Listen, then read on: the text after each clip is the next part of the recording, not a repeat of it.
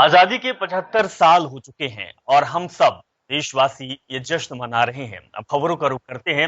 CM Yogi Adityanath ने देश की स्वतंत्रता की 75वीं वर्षगांठ भी मनाई है। विधान भवन प्रांगण में ध्वजारोहण किया। इस दौरान उन्होंने प्रदेशवासियों को अपने संबोधन में स्वाधीनता दिवस की बधाई देते हुए कहा कि हमारे पूर्वजों ने एक भारत श्रेष्ठ भारत की परिकल्पना की थी, जिसे हम साकार कर रहे हैं। सीएम योगी आदित्यनाथ ने कहा कि देश की आजादी के लिए अनगिनत बलिदान दिए गए हम उन स्वतंत्रता सेनानियों को नमन करते हैं, श्रद्धांजलि करते हैं। देश के 75वें स्वाधीनता दिवस के अवसर पर मैं आप सभी प्रदेशवासियों को हृदय से बधाई देता हूं। ये हम सबका सौभाग्य है कि देश की स्वाधीनता के अमृत महोत्सव वर्ष का हम सबको साक्षी बनने का अवसर प्राप्त हो रहा है। 1947 में पराधीनता के खिलाफ एक लंबी लड़ाई के बाद देश अनगिनत बलिदानों के कारण स्वतंत्र हुआ था। देश की स्वाधीनता के इस अमृत महोत्सव के अवसर पर देश के यशस्वी प्रधानमंत्री के नेतृत्व में एक नए भारत, एक श्रेष्ठ भारत की परिकल्पना को साकार होते हुए देख रहे हैं। मैं इस अवसर पर देश की स्वाधीनता के लिए उन सभी अमर सेनानियों को कोटि कोटि नमन करते हुए विनम्र श्रद्धांजलि अर्पित करता हूं। वहीं सीएम योगी आदित्यनाथ सहित प्रदेश के कई नेताओं ने देश के 75वें स्वतंत्रता दिवस पर लखनऊ में तिरंगा फहराया। वहीं झंडा ध्वजारोहण करने के बाद प्रदेश के सभी लोगों को स्वतंत्रता दिवस की बधाई भी दी। उत्तर प्रदेश के स्वतंत्रता सेनानियों को याद कर उन्हें नमन किया गया। हम आपको तस्वीर दिखा रहे हैं कि किस तरीके से उत्तर प्रदेश में जश्न आजादी मनाया गया। 75वां स्वतंत्रता दिवस धूमधाम से पूरे देश में हर राज्य, हर शहर, हर जिले और हर प्रदेश में मनाया गया। हम आपको अलग अलग तस्वीर दिखा रहे हैं किस तरीके से आनंदीबेन पटेल राज्यपाल स्वतंत्रता दिवस ध्वजारोहण कर रही हैं। स्वतंत्र देव सिंह जो प्रदेश अध्यक्ष है बीजेपी के, वो ध्वजारोहण कर रहे हैं। योगी आदित्यनाथ सूबे के मुखिया, सूबे के सीएम ध्वजारोहण किया। अजय कुमार लल्लू कांग्रेस के नेता है, प्रदेश अध्यक्ष हैं, उन्होंने भी स्वतंत्रता दिवस में ध्वजारोहण किया। अखिलेश यादव समाजवादी पार्टी के मुखिया, पूर्व सीएम, उन्होंने भी स्वतंत्रता दिवस का जश्न बड़े ही धूमधाम से मनाया। हर ओर जश्न आजादी का उल्लास दिख रहा है। तिरंगे के रंग में पूरा देश नजर आ रहा है। राष्ट्रीय पर्व के मौके पर सभी सरकारी और निजी इमारतें बिजली की रंग बिरंगी झालरों से रोशन दिखी। स्वतंत्रता दिवस के मौके पर 15 अगस्त को सुबह सरकारी और गैर सरकारी भवनों पर तिरंगा लहराता दिखाई दिया। जो हम आपको तस्वीर दिखा रहे हैं, अलग अलग शहर में ये तस्वीरें आई हैं। बहुत ही प्यारी तस्वीर आपकी टीवी स्क्रीन पर है। बलरामपुर की, प्रतापगढ़ की, अमेठी, बदायूं, प्रयागराज, सुल्तानपुर, आगरा, गाजियाबाद, उत्तर प्रदेश के हर जिलों में इसी तरीके से तस्वीर बनकर सामने आई है, जो हम सबको उल्लास से भर देती है। और इस जश्न को पूरे देशवासियों ने, प्रदेशवासियों ने और जिलेवासियों ने बड़े ही धूमधाम से मनाया है।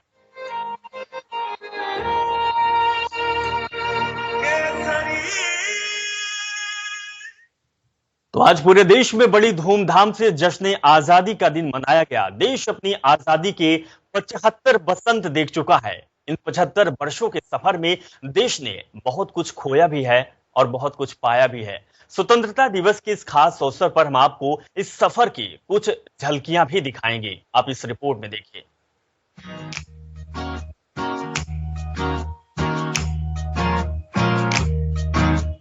आजाद भारत जहां हम खुलकर जी रहे हैं, लोकतंत्र है, इसीलिए हमारी सरकार हमारी सुनती है और हम खुद सरकार चुनते हैं। आजादी के बाद भारत का सफर 75 साल पुराना है। 75 साल पहले की तस्वीर बेहद दुखदाई रही। किसी देश को दो हिस्सों में बंट जाना बहुत बड़ा दुख है।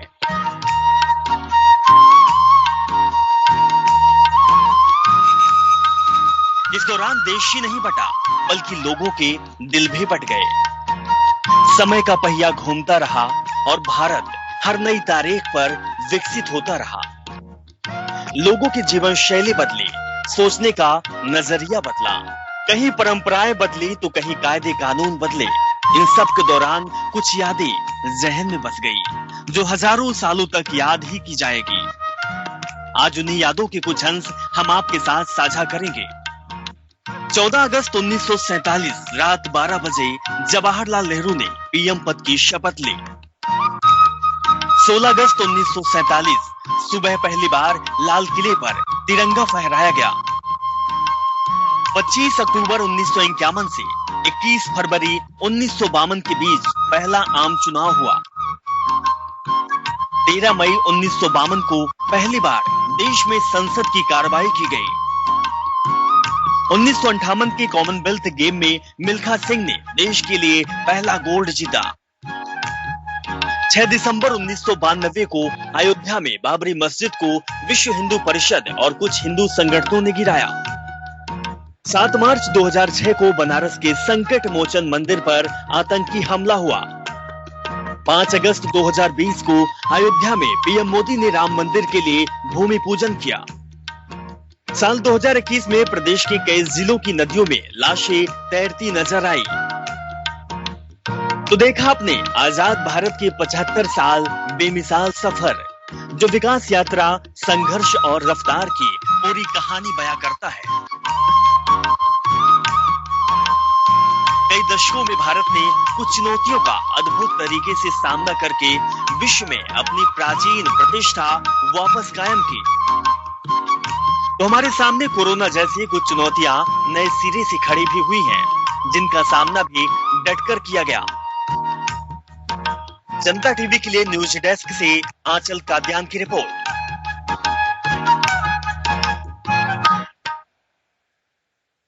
राजधानी लखनऊ सहित प्रदेश के कई जिलों में एबीवीपी के पदाधिकारियों ने स्वतंत्रता दिवस की 75वीं वर्षगांठ पर किन्नरों से तिरंगा फहराया। आजादी के इस कार्यक्रम में एबीवीपी से क्षेत्रीय संगठन मंत्री और पूर्व यूपी घनश्याम शाही शामिल हुए। इस दौरान उन्होंने कहा कि समाज के अलग अलग प्लेटफॉर्म पर लोगों को मुख्य धारा से जोड़ना चाहिए। किन्नर समाज की आजादी से लगातार देश के हर प्लेटफॉर्म से भागीदारी रही है, इसीलिए उनको जोड़ने का काम किया जा रहा है। आज हमें ये गर्व महसूस हो रहा है। आज हमें ये लग रहा है कि हाँ, हम भी हिंदुस्तानी हैं और हिंदुस्तान में रहने वाली जनता है। आज मुझे जनता के बराबर, मुझे ये लग रहा है कि मैं जनता के बराबर की हूँ। मुझे ये लग रहा है कि हिंदुस्तान का मैं एक हिस्सा हूँ, क्योंकि इस हिस्से को लोगों ने, जनता ने नजरअंदाज कर रखा था।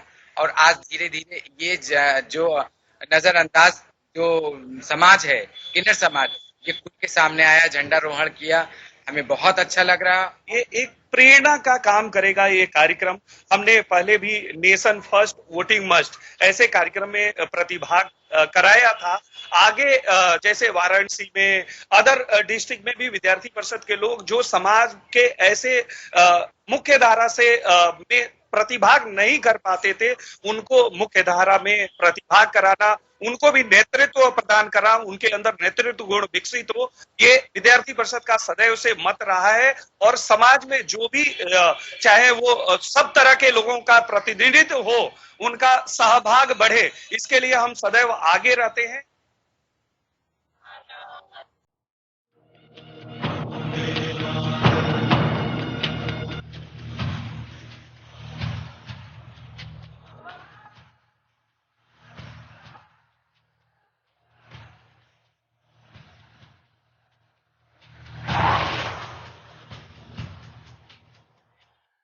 तीनों कृषि कानूनों के विरोध और एमएसपी पर कानून बनाए जाने की मांग को लेकर आज 75वें स्वतंत्रता दिवस की वर्षगांठ पर राजधानी लखनऊ में किसानों ने संग्राम दिवस मनाया।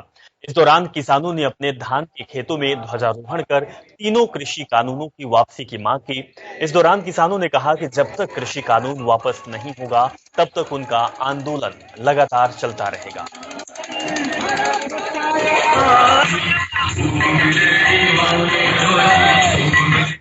वहीं कृषि कानूनों का विरोध कर रहे किसानों ने आज भारतीय किसान यूनियन मोर्चा के आह्वान पर तिरंगा यात्रा निकाली। इस तिरंगा यात्रा के दौरान किसानों ने तीनों कृषि कानूनों के विरोध में नारेबाजी भी की।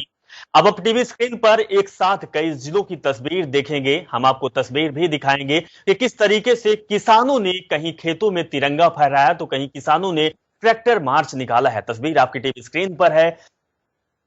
ध्वजारोहण एक तरफ हो रहा है, दूसरी तरफ लगातार यह देश के लिए संदेश दिया जा रहा है कि इस आजादी के महापर्व में हम सब एक साथ हैं, हर्षोल्लास के साथ आजादी पर्व मनाएं और मना भी रहे हैं। वहीं उत्तर प्रदेश में अब राजनीतिक यात्रा भी शुरू होने जा रही है। बीजेपी जन आशीर्वाद यात्रा निकालने जा रही है तो समाजवादी पार्टी भी पीछे नहीं है। उसने सहयोगी दल जन आक्रोश और जन क्रांति यात्रा निकाल रही है। क्या इन यात्राओं का मकसद है और आखिर राजनीतिक पार्टियां जनता से आशीर्वाद की क्यों अभिलाषी है? आप इस खास रिपोर्ट से देखिए।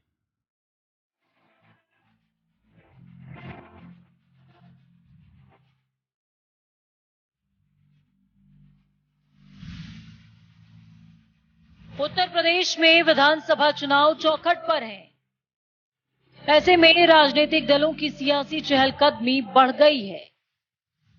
जनता तक पहुंचने और उसे अपने पाले में लाने के लिए सभी दल रणनीति बनाने में जुट गए हैं।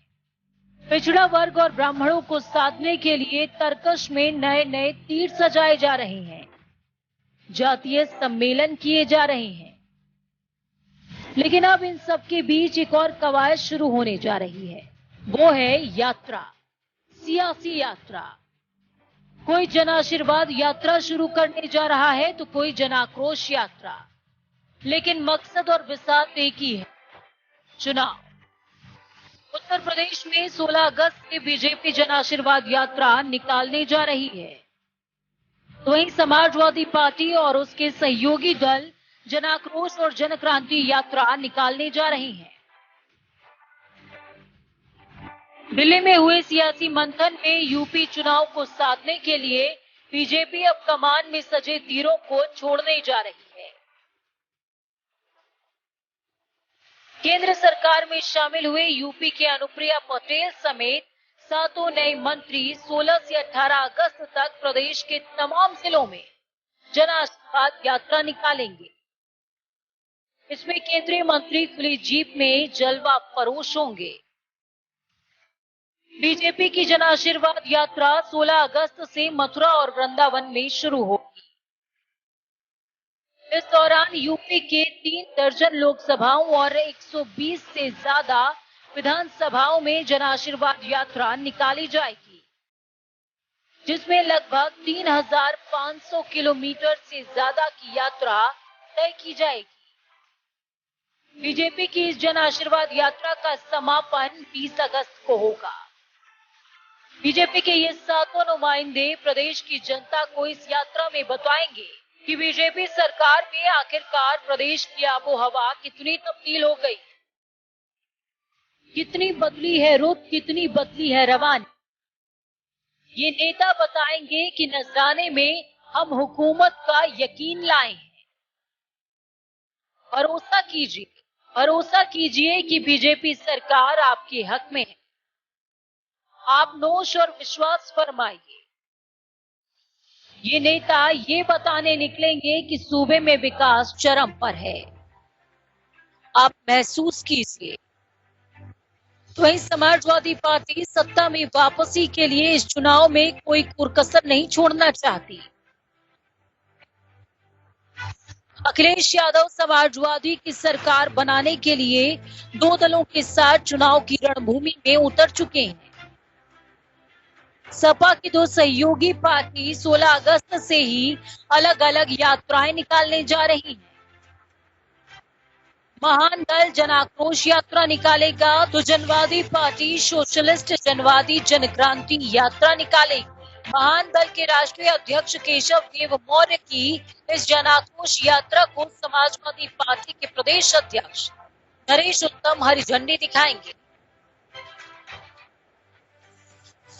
महान दल 16 अगस्त को पीलीभीत जिले से जन आक्रोश यात्रा की शुरुआत करेगा। ये यात्रा 17 अगस्त को बरेली पहुंचेगी, जो कि 18 अगस्त को बदायूं के रास्ते होते हुए 19 अगस्त को कासगंज पहुंच जाएगी, जिसके बाद 25 अगस्त को एटा और फिर 26 अगस्त को मैनपुरी पहुंचेगी। महान दल की ये जनाक्रोश यात्रा 27 अगस्त को इटावा में समाप्त हो जाएगी।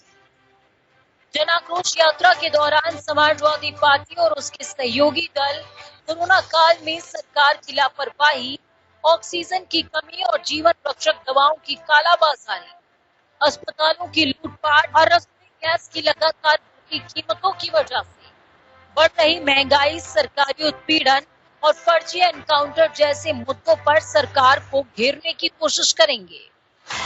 क्या प्रदेश में निकाली जाने वाली बीजेपी की जन आशीर्वाद यात्रा और सपा की जन आक्रोश यात्रा में दोनों ही पार्टियां आगामी चुनाव में जनता के आशीर्वाद की अभिलाषी हैं।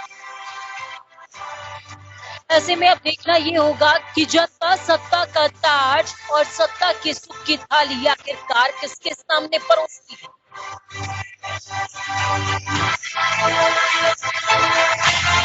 जनता टीवी के लिए विशाल त्रिपाठी की रिपोर्ट।